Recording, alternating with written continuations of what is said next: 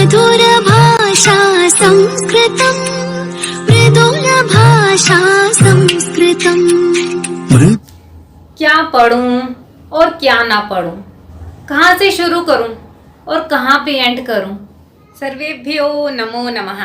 आज की संस्कृत कक्षा में आप सबका स्वागत है।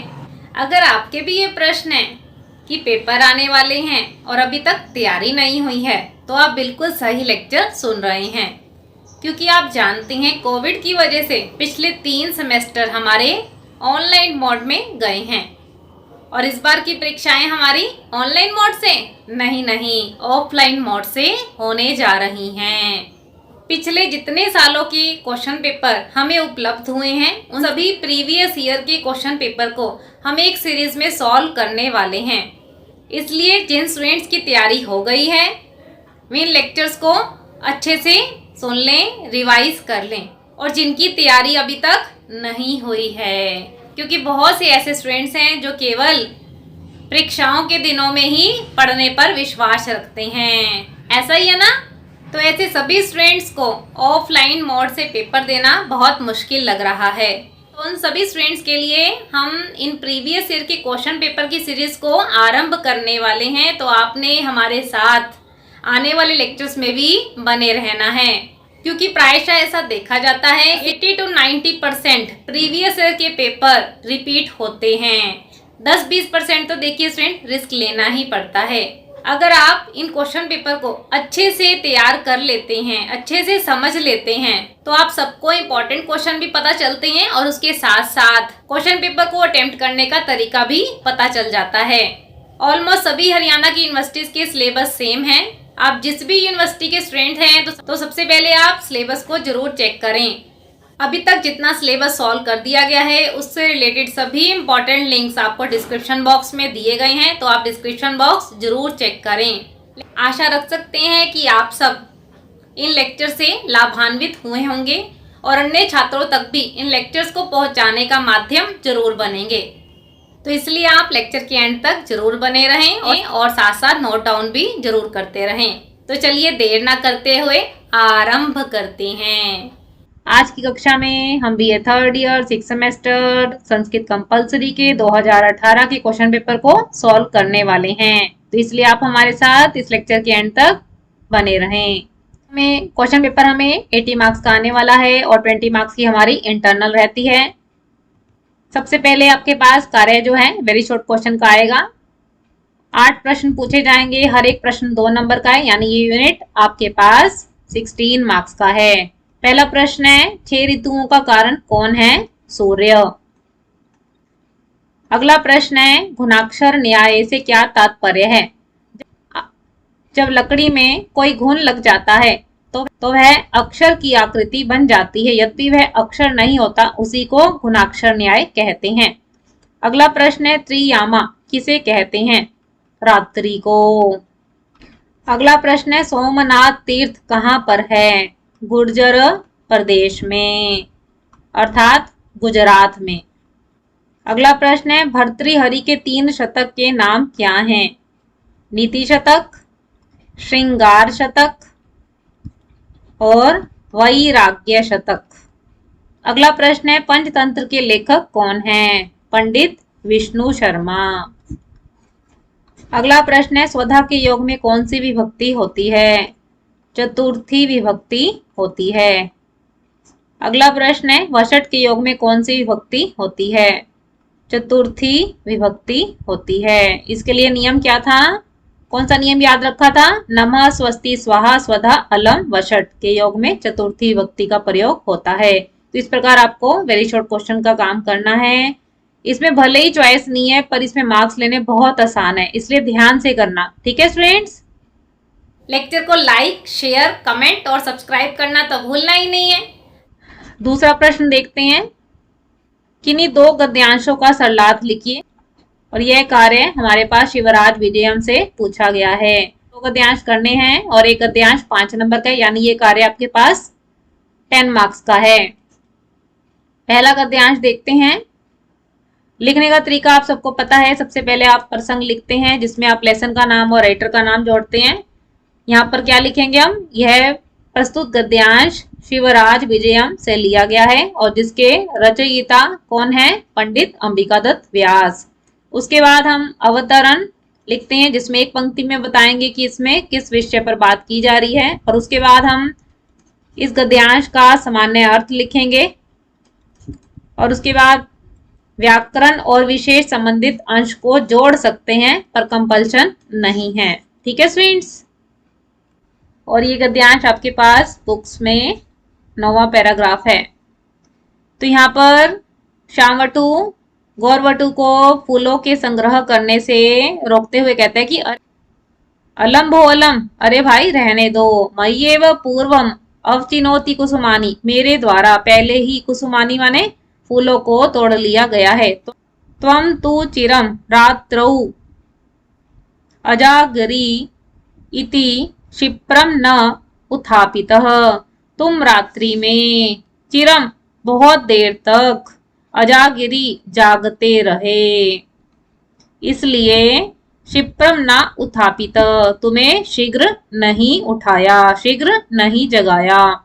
गुरुचरणा अत्र तडाग तटे संध्याम उपासते, गुरुजी यहाँ तालाब के किनारे पर संध्या उपासना कर रहे हैं।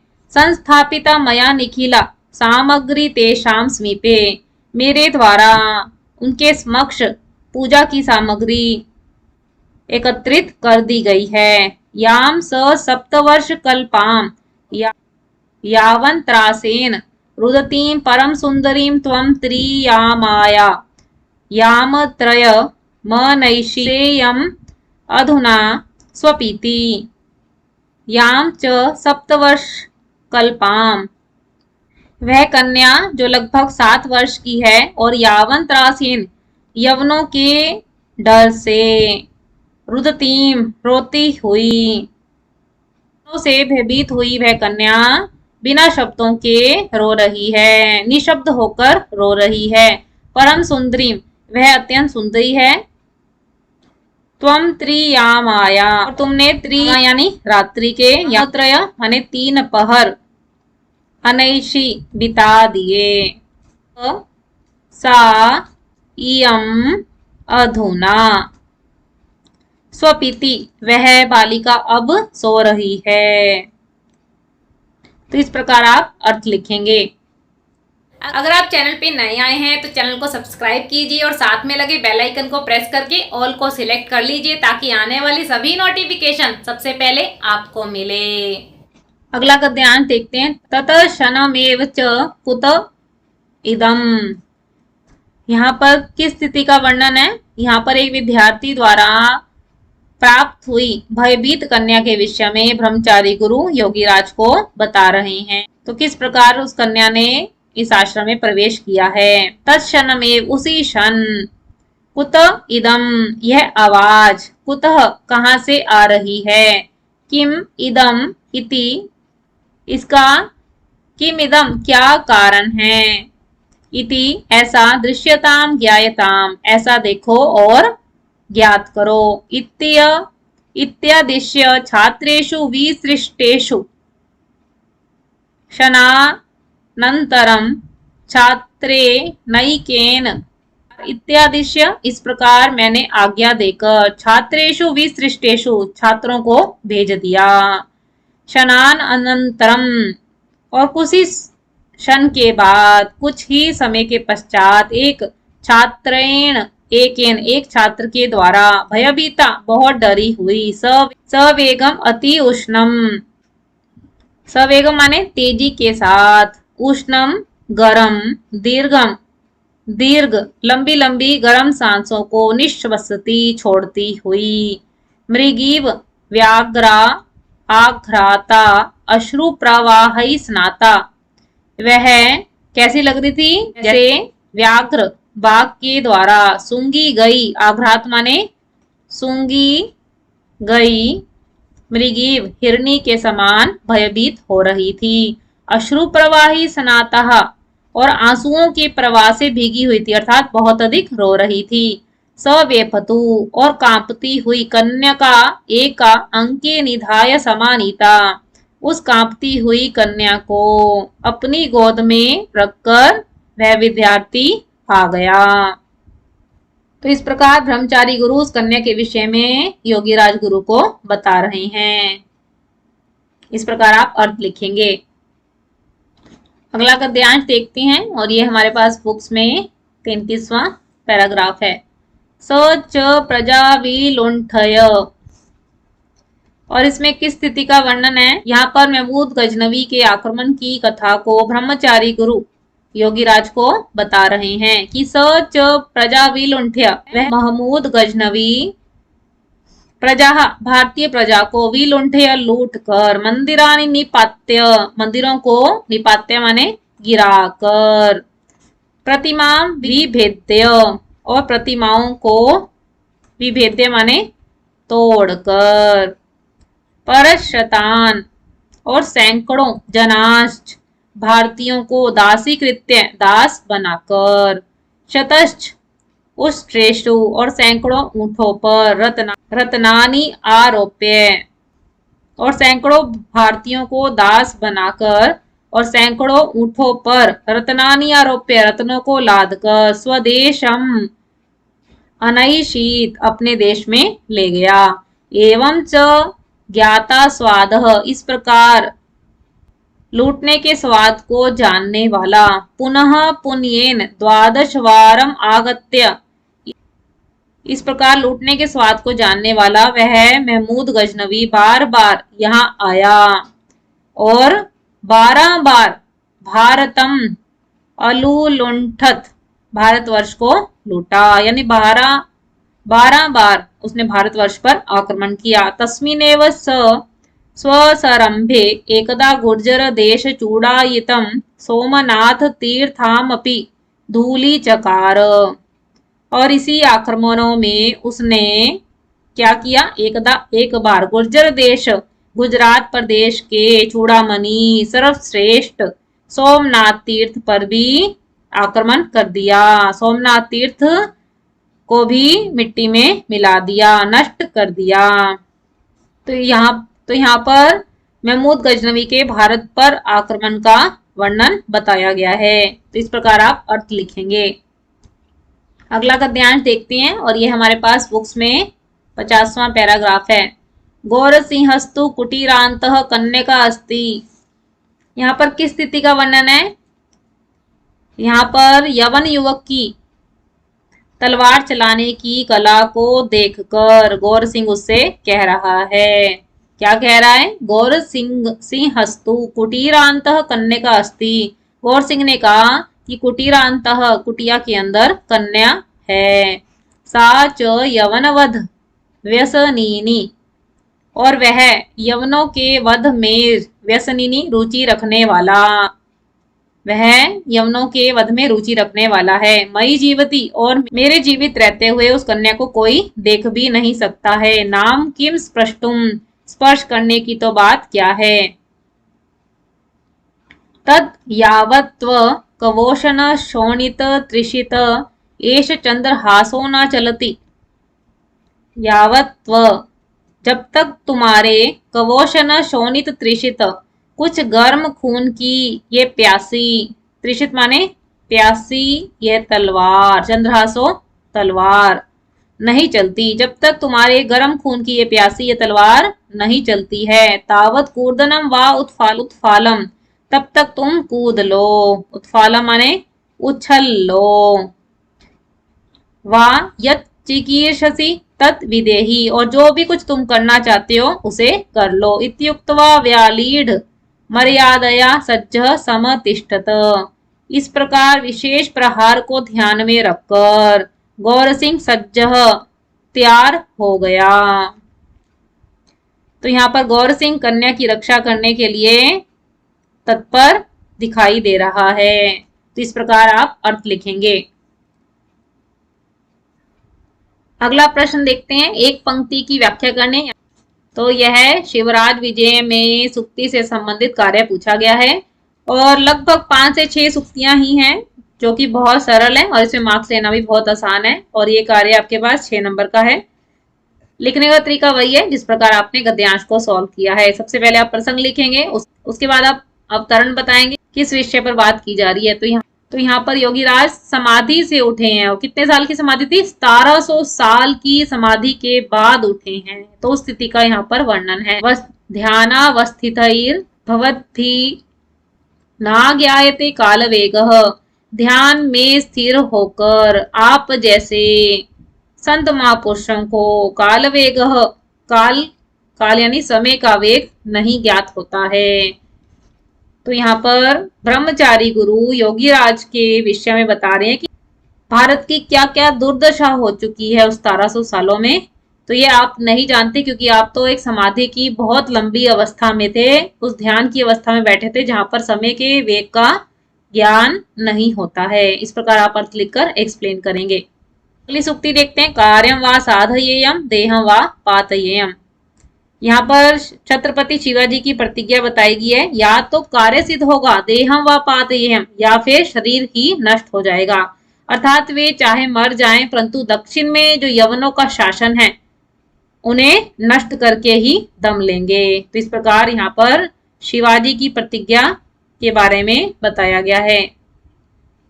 यहाँ प्रश्न है कि शिवराज विजय की भाषा शैली की समीक्षा कीजिए। तो यहाँ पर आप बताएंगे कि उनकी भाषा शैली में क्या क्या विशेषताएं थी, जैसे सरल भाषा, व्यास शैली, संवादात्मक शैली, वर्णनात्मक शैली और अलंकारों का किस प्रकार प्रयोग किया गया था। तो इन पॉइंट्स को आपने यहाँ पर जोड़ना है और ये प्रश्न आपके पास 8 नंबर का है। यहाँ पर चॉइस में योगीराज के चरित्र चित्रण संबंधित प्रश्न को जोड़ा गया है और उसमें आप बताएंगे उनके व्यक्तित्व में क्या क्या विशेषताएं हैं। अगला प्रश्न देखते हैं। ब्रह्मचारी गुरु का चरित्र चित्रण बताइए, और ये प्रश्न आपके पास 8 नंबर का है। उनके ब्रह्मचारी गुरु के व्यक्तित्व में किन किन विशेषताओं का वर्णन किया गया है उसे आप यहाँ जोड़ेंगे। अगला प्रश्न देखते हैं। शिवराज विजय के अनुरूप भारत के उत्थान और पतन का वर्णन कीजिए, कि भारतवर्ष पर मुसलमानों ने, यवनों ने किस प्रकार आक्रमण किया, किस प्रकार भारत की दुर्दशा की, उनको आप लिखेंगे। और उत्थान के रूप में छत्रपति शिवाजी के द्वारा किस प्रकार भारत का उत्थान किया गया वो आप यहाँ पर बताएंगे। ठीक है स्टूडेंट्स।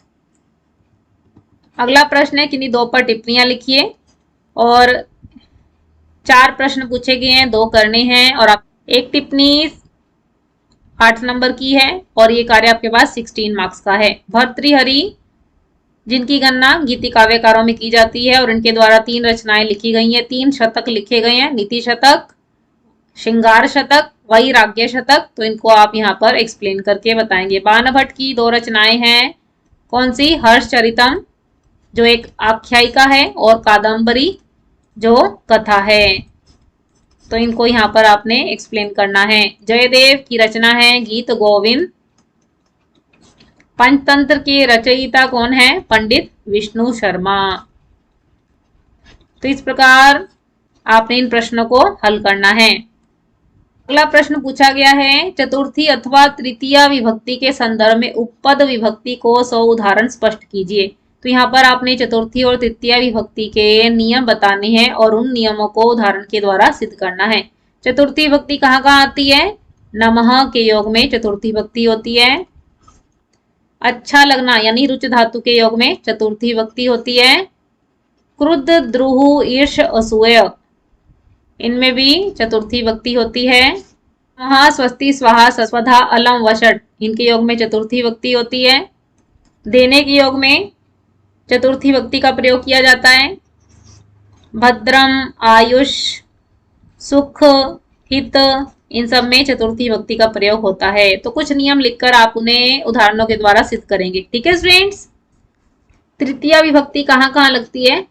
साधन के योग में तृतीय विभक्ति होती है। सह, साकम, सार्धम, समम। अंग में विकार, जिस भी अंग में विकार हो उसमें तृतीय विभक्ति का प्रयोग किया जाता है। पृथक, विना, नाना इनके योग में भी तृतीय विभक्ति का प्रयोग होता है। तुल्य, सदृश इनके योग में भी तृतीय विभक्ति का प्रयोग होता है। तो ऐसे बहुत से नियम हैं जिनमें से आप कुछ नियमों को बताकर उन्हें उदाहरणों के द्वारा सिद्ध कीजिए। ठीक है स्टूडेंट्स। अगर इस लेक्चर ने आपकी किसी भी तरीके से हेल्प की है, आपके डाउट्स को दूर किया है, तो एक प्यारा सा कमेंट जरूर करके बताएं। अगला प्रश्न देखते हैं, किन्हीं दो का वाक्य में प्रयोग कीजिए और एक आप एक शुद्ध लिखते हैं तो 2.5 नंबर आपको मिलने वाले हैं और ये कार्य आपके पास 5 नंबर का है। तो देखिए 4 पूछे गए हैं, 2 करने फुल चॉइस है और कोशिश कीजिए कि जितनी व्याकरण आपको चॉइस से भी ज्यादा आती है ना तो वह भी आप कंप्लीट करें। ठीक है, कई बार हलंत विसर्ग की गलती रह जाती है और उसमें मार्क्स कट जाते हैं। ठीक है स्टूडेंट्स।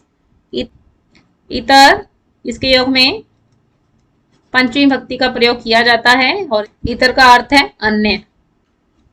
वाक्य में प्रयोग देखिए, कृष्णात इतरह क सहायक, कि कृष्ण के अन्य, कृष्ण के अलावा कौन सहायक है। उपमा, इसके योग में षष्ठी भक्ति का प्रयोग होता है और समानता अर्थ को बताता है। वाक्य में प्रयोग देखिए, कृष्ण रामस्य उपमा अस्ति, राम के समान है।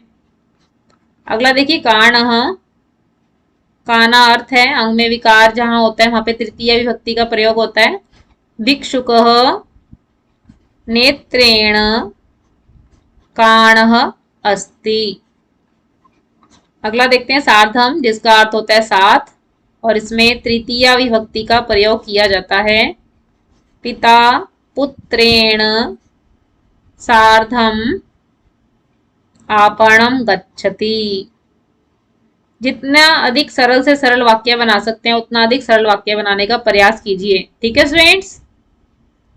आखिरी प्रश्न है, किन्हीं 6 को शुद्ध कीजिए। प्रज्ञाय मुक्तः, मुक्त अलग होना, हटना, उत्पन्न होना, इन सब में पंचमी भक्ति का प्रयोग किया जाता है। तो ये बनेगा प्रज्ञायः मुक्तः। प्रजापतिम स्वाहा, नमः स्वस्ति स्वाहा स्वधा अलम वषट, इन सब के योग में चतुर्थी भक्ति का प्रयोग किया जाता है और ये बनेगा प्रजापतिभ्य स्वाहा। चलिए देखते हैं, केशानाम प्रसितः, इसकी प्रसित के योग में तृतीय विभक्ति का प्रयोग किया जाता है और ये बनेगा केशही प्रसितः।